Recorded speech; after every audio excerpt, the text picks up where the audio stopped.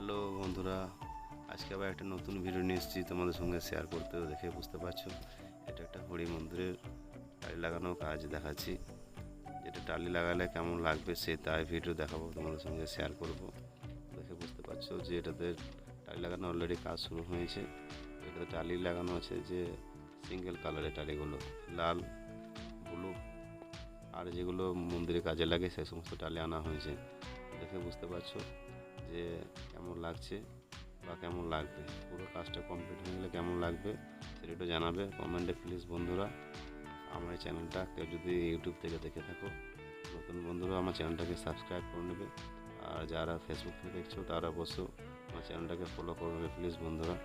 দেখে বুঝতে পারছো একটু হাই গ্লোসি মাল আছে, টোটালটাই সবই একটু দামি মাল আছে। যেহেতু বাইরে রোদ পাবে, জল পাবে, একটু ভালো না দিলে কালারটা ফেড হয়ে যাওয়ার ভয় থাকে।